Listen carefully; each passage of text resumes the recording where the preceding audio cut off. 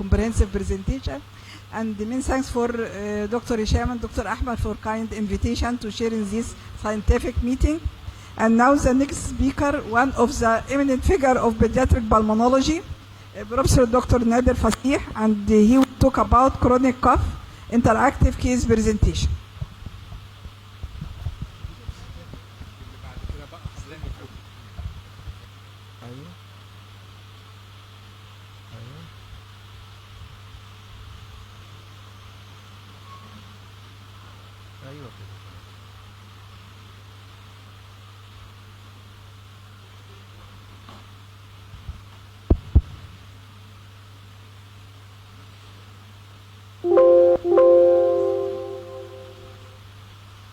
طبعا بسم الله الرحمن الرحيم. مفيش شك ان انا ببقى في منتهى السعاده لما باجي لاخواتي وحبايبي واصدقائي دكتور احمد ودكتور هشام والمجموعه. بجد والله انا في منتهى السعاده ان انا ابقى موجود هنا، وكمان الجروب والتجمع اللي موجود.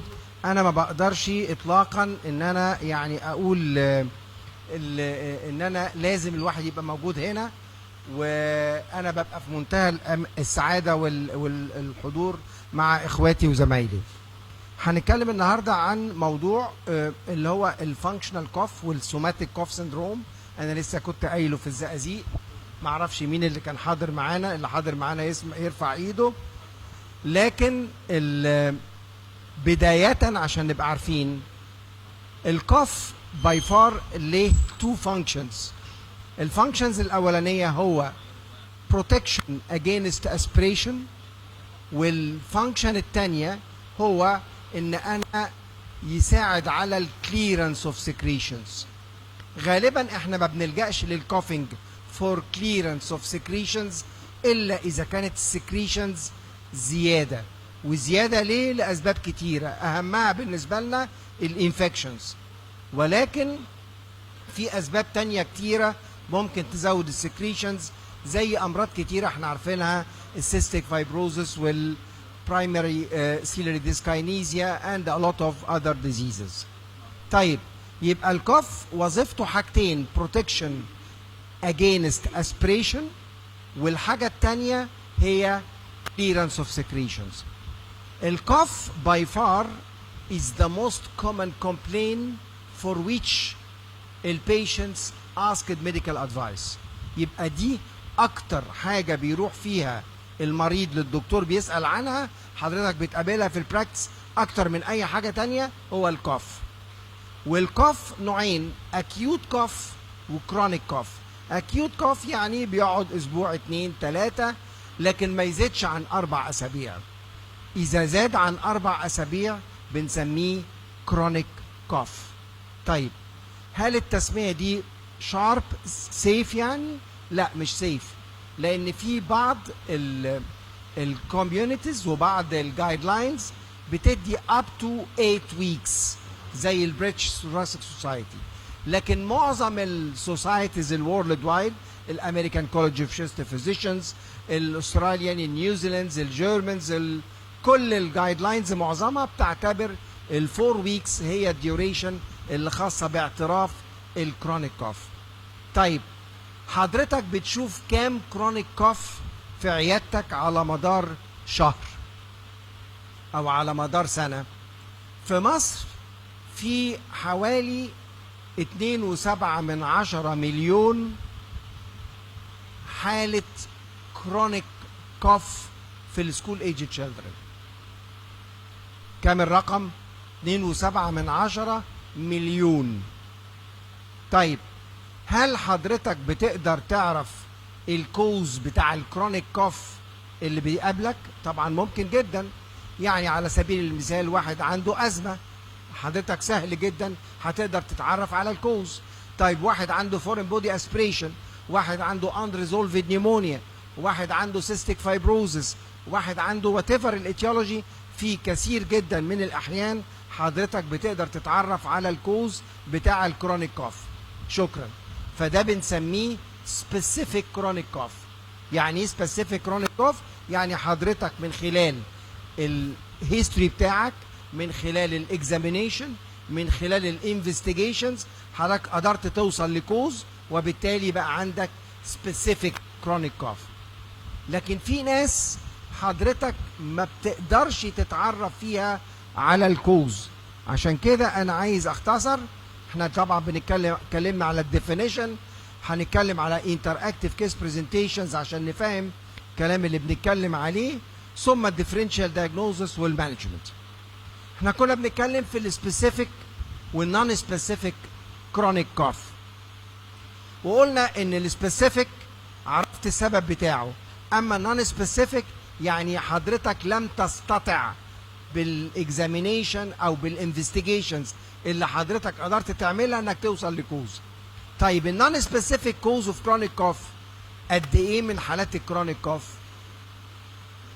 50%، 50%. يعني رقم جبار. يعني انا بقول رقم ليست تيت، يعني 50% of the causes of chronic cough in pediatric age not yet solved. حضرتك ما بتقدرش روتينلي تقدر تانفستيجيت. طيب ناخد فكره بسرعه طبعا بشكر ناخد فكره بسرعه عن الكوزز اوف كرونيك كوف. هنلاقي ان احنا واحنا قاعدين كده في البري سكول ايج تشيلدرن، حضرتك لو بصيت للازمه هتلاقيها مش من ضمن الموست كومن كوزز اوف كرونيك كوف. وللاسف في البراكتس عندنا في مصر احنا عندنا الازمه is the most common cause of chronic cough.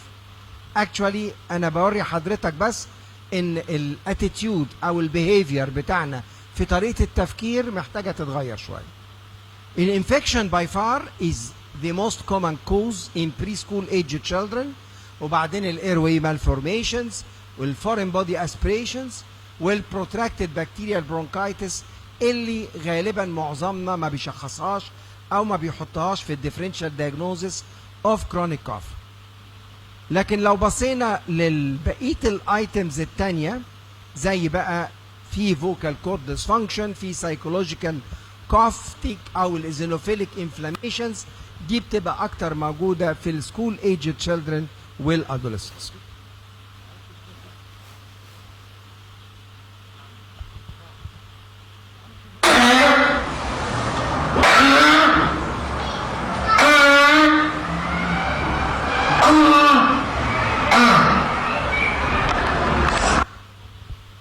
العيان ده وانت قاعد في اوضتك في العياده بتسمعه بره دايما في الاوت بيشنت. يعني هو قاعد بره انت سامع صوت الكحه دي. الكحه دي شارب، شورت، لاود وهونكينج. شارب، شورت، لاود، هونكينج. ولما يجي يكح يبص لك وهو بيكح. يعني مش يعمل كده او يعمل، لا هو دايما يبص لك وهو يعني بيقول لك معايا، دايما باصص لك. فدي ده ولد عمره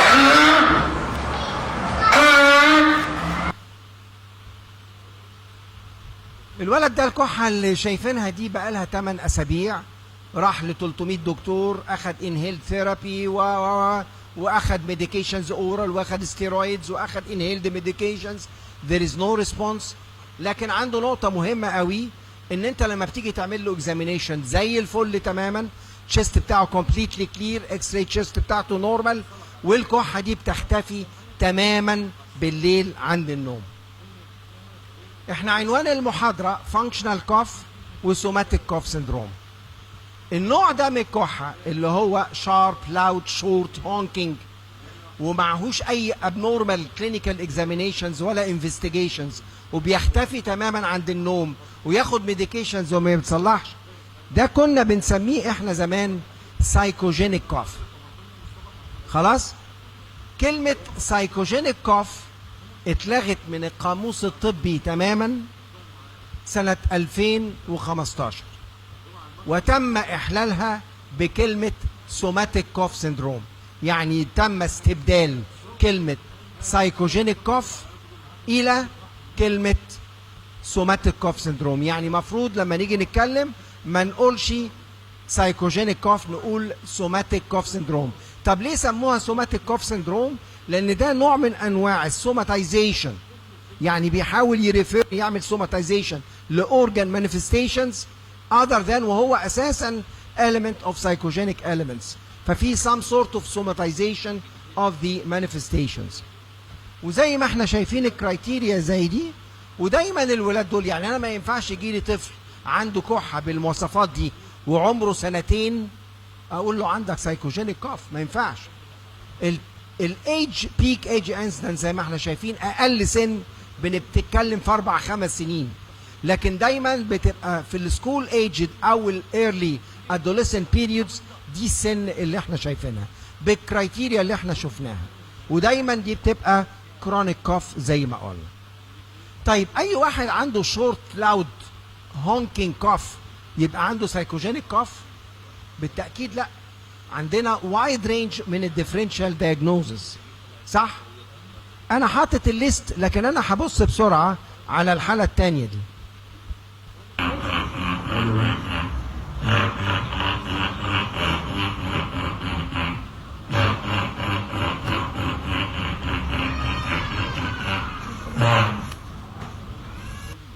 ايه رأي حضرتك يا فندم بعد اذنك؟ ايه رأي حضرتك في الصوت ده؟ سيادتك رأي حضرتك في الصوت ده ايه؟ يعني الكحة دي اخبارها ايه؟ حضرتك كنت معانا ولا مش معانا؟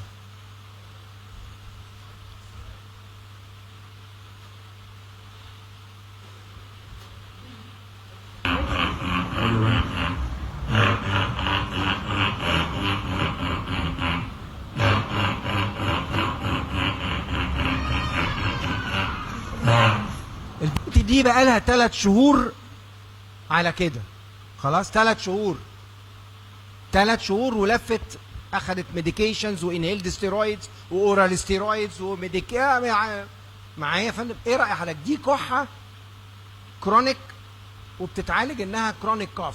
ازيت كاف يعني الصوت ده كاف. انا حاطط لك الكيرف بتاع الكاف. الكاف بتاعنا بيبقى 3 فيزز مينلي او 4. الفيز الاولاني انسبيراتوري فيز، باخد ديب انسبيريشن اتليست مينيمم، اخد نص الفيتال كاباسيتي، وبعدين كلوزد فيس، بقفل الجلوتس بتاعتي ويحصل كونستريكشن للريسبيراتوري ماسلز عشان تزود الانترا بريشر، وبعدين افتح الفوكال كورد مره واحده فيحصل انلاش وكل الهواء ده يطلع مره واحده. هل انا هنا عندي انسبيراتوري فيز وكلوزد فيس واكسبيراتوري فيز؟ مش موجود، يبقى ده مش كحه. So first of all, interpretation of the complaint, is it cough or not? So this is actually not cough. طب امال ده ايه لو هو مش كحه؟ طبعا في حاجه اسمها توريت سيندروم. التوريت سيندروم في ناس كتيره جدا منها وهي قاعده تقعد تقرقط في صوابعها، او يعمل كده بمناخيره، او يعمل لك كده كل شويه، او يبربش، او يغمز، او يعمل بكتفه كده. كل دي موتور تيكس، صح؟ فاحنا في ناس كتير عندها موتور تيكس موجوده عندنا وبنشوفها كتير ومن زمايلنا، هو عنده تيك معين بيعملها. وفي كمان فوكال تيكس اللي متعودين عليه واللي دايما بنقراه، ان يحصل له جرانتك يعمل لك او يكح، او الكوفينج هنا احيانا ممكن يبقى باركينج ان نيتشر. ولكن في حاجات تانية برضو زي ما انا عايز اوريها لكم، حاجات كتيرة جدا. ممكن واحد يتف والعياذ بالله مثلا، او يشتم يسب طول ما هو قاعد يبقى بيتف، او يعمل زي اللي بياكل زوره بياكله مثلا، يبقى في ويصفر، يبقى في حاجات تانية فوكال ساوندز ممكن تبقى تيك هو اتعود يعملها، سواء كان pronouncing او سواء كان sounds. من ضمن الحاجات الاخرانيه خالص echoic sounds or phrases repeatedly. This is actually echoic sounds. echoic sounds من التوريت سيندروم. اوكي، سو لما انت عايز تدور first of all you should identify it is cough or not. Actually this is not cough. What else? ايه الحاجة اللي العيان مستديم بيعملها؟ Definitely this is tick.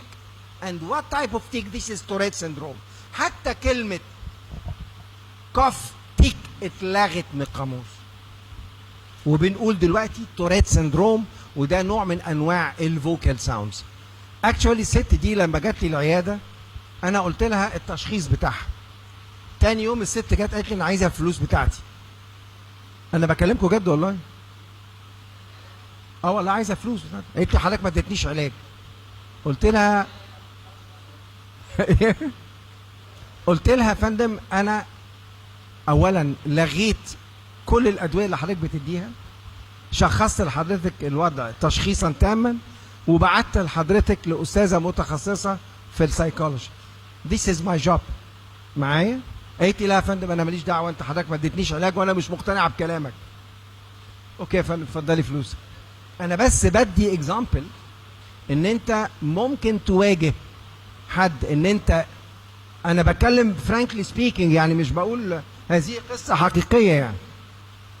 طيب في عندنا طفل تاني عنده 12 سنه، الطفل ده عنده باك هيستوري ان كل شويه بيجي له اتاك اوف هورسنس اوف فويس، باركينج كوف، سترايدر، تشيست تايتنس، وبعدين بيحتاج احيانا يخش البي كيو، ولما بيخش البي كيو احيانا من كتر الديسنيا والتشيست تايتنس بيتركب له اندوتراكيال تيوب، وانس شلتها فيها اوتو بيب، وانس شلتها العين بيتصلح، واخد 10 انهيلد ميديكيشنز و10 اورال ميديكيشنز و20 دكتور.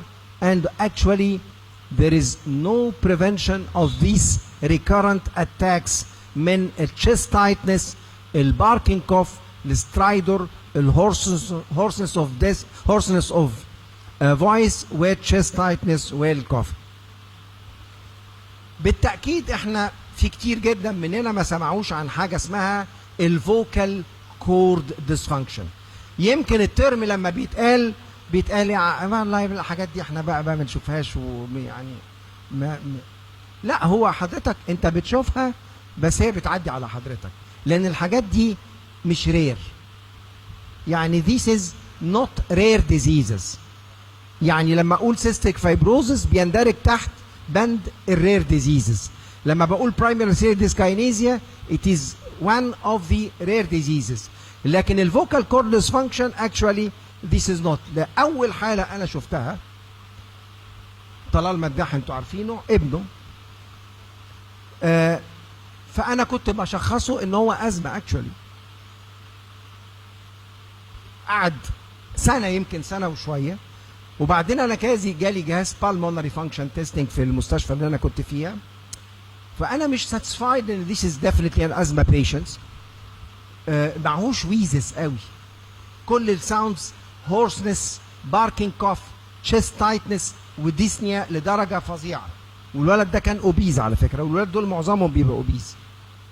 اكشولي الفوكال كورد ديسفانكشن عشان نبقى عارفين تو وات اكستنت 50% من البيشنتس اللي عندهم كرونيك كوف ممكن يبقوا فوكال كورد ديسفانكشنز، و3 ل 5% من السيفير ازماتيك بيشنتس ممكن، وده رقم مش قليل. 30% من البيشنتس اللي عندهم ديفيكالت ازمه ممكن يبقى عندهم فوكال كورد ديسفانكشنز. 5% من الاولمبيانز اثليتكس ممكن جدا يبقى عندهم فوكال كورد ديسفانكشن. and a lot وفي الفيميلز دايما اكتر من الميلز. طيب ايه الفوكال كورد ديسفانكشن؟ بيحصل سبازم في الفوكال كورد، بدل ما يحصل ابدكشن يحصل ادكشن اثناء الانسبيريشن.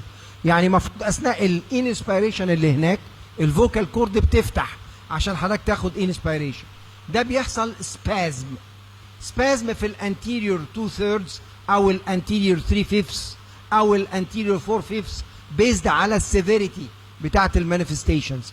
طب ليه حصل سبازم؟ we don't know actually. مش عارفين ليه. هل هو psychogenic elements ولا في anatomic elements ولا في triggering factor ولا في gastroesophageal reflux ولا actually no. لكن لو انت عملت زي ما عملت للولد التاني اللي بكلمكم عليه، عملت له flow volume loop او pulmonary function، لقينا flat inspiratory limb. الفلات inspiratory limb it means that you have no airway down، عندك upper airway obstruction. So you should search for the upper airway obstruction. It is mass, tumor, vocal cord dysfunction and whatever the etiology. طيب في حاجة اسمها برضو من ضمن الحاجات اللي بتعمل لك باركينج كوف وبتعمل لك كرونيك كوف، اللي هو دايما ما بتقدرش توصل له التشخيص، الحالات اللي بنسميها النون ازماتيك. هو مش ازماتيك يعني يا حضرتك ما عندوش برونكيال اير واي هايبر ريسبونسفنس، لو اديته بيتا 2 اجونست مش هيتصلح، وبالتالي انت عارف ان this patient is not an asthmatic patient، لكن هو عنده eosinophilic airway inflammation the same as asthma من غير ما يكون عنده bronchial hyper responsiveness. زي حالات الايزينوفيليك اوسوفيجايتس، مش انتوا بتسمعوا حالات بتوع جي اي تي هرينا بالايزينوفيليك اوسوفيجايتس؟ مش كده؟ مش كده بيه ولا لا؟ هرينا ايزينوفيليك اوسوفيجايتس صح؟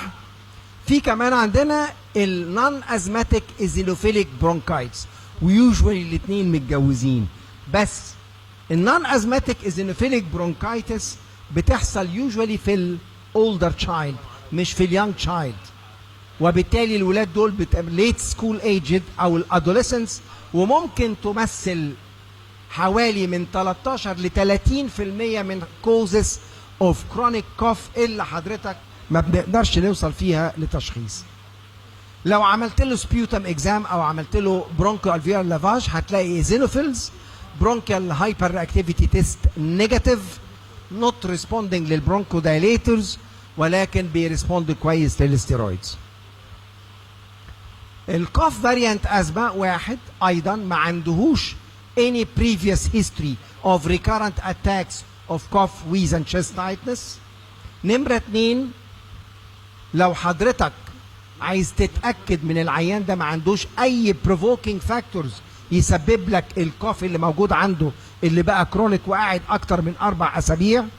كرونيك ده غالبا كوف ده بيبقى غالبا دراي كوف، يبقى عندي دراي كرونيك كوف من غير أزمة سيمتومز أو من غير اير واي هايبر ريسبونسفنس، وده سوري ده بيبقى معاه اير واي هايبر ريسبونسفنس، وده لازم تعمل له اير واي هايبر ريسبونسفنس عشان تشخص الكوف فاريانت ازمه اللي عنده.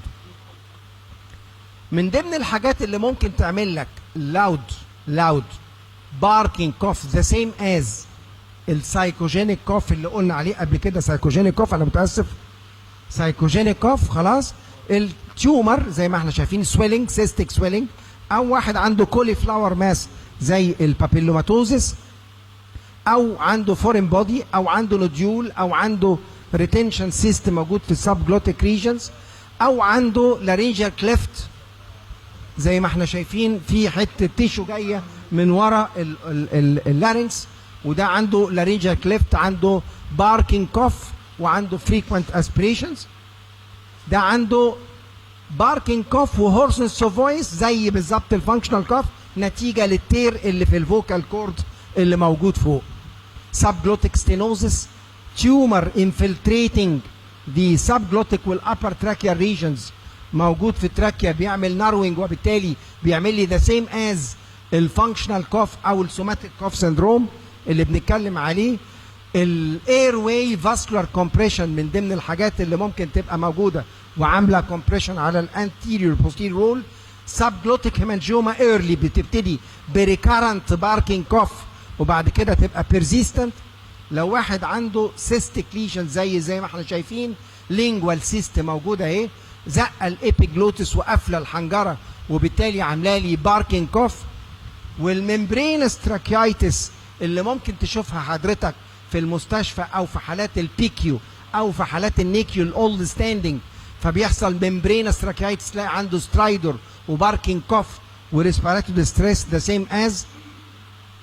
الاوسوفيجيال فورين بودي ممكن يعمل كومبريشن على التراكيه. تيومر او ماس او برونكوجينيك سيست، ذيس از نوت ا تيومر، كونجينيتال سيستيك ليجنز ممكن تبقى موجوده، ده برضه لارنجيال كليفت. لو عندي بنت عندها 10 سنين وعندها نفس المانيفستيشنز اللي فاتت، difficult breathing، barking cough وهورسنس اوف فويس، ولكن بعد الاكسرسايز. لو بعد الاكسرسايز واكس راي تشيست نورمال وان بتوين كومبليتلي نورمال، ده اللي بنسميها اكسرسايز انديوزد لارنجيال اوبستراكشن. كانت بتبقى ميس دايجنوزد بالفوكال كورد ديسفانكشن، لكن دلوقتي الفوكال كورد ديسفانكشن بيحصل وانت قاعد عادي خالص، لكن ده ما بيحصلش غير مع الاكسرسايز. طبعا معظم الدكاتره بتشخص ده exercise induced asthma. Actually this is not an asthma. حضرتك لو عملت له pulmonary function هتلاقيه نورمال، بلس ان هو كمان ما عندوش bronchial airway hyperresponsiveness. طيب هي كتيره ولا قليله؟ لا it is common. بكرر مره ثانيه it is common. بتتشخص ايه؟ بتتشخص ازمه او exercise induced asthma. عشان ما اطولش، العلاج في السايكوجينيك كوف اللي قلنا قبل كده سايكوجينيك كوف واللي اسمه سوماتيك كوف سندروم، اهم حاجه عند حضرتك لما بيجي المريض تقول له حاول توقف الكحه ولو لثواني، عد من 1 ل10 عشان تقدر تكنترول الكوف. This is what we say suggested therapy. مش هطول فيه، لكن هو اهم بوينت ان هو يكنترول الكوف تو ستوب ات. وانس ان هو قدر يوقفه ثواني هتبقى دقايق، هيبقى بعد كده اكتر واكتر and so on, and then you can control, and this is effective therapy in about 60 to 70% of cases. A take-home message: we are in need to increase the awareness of functional cough as a non-organically caused symptoms in children and adolescents. The means of diagnosis of functional cough based on the distinguishing the characteristics of the causes of chronic cough away from other causes of chronic dry cough. Last point, we should understand the principles of treating functional cough with simple behavioral techniques called suggestive therapy. وأشكركم جدا وآسف على الإطالة.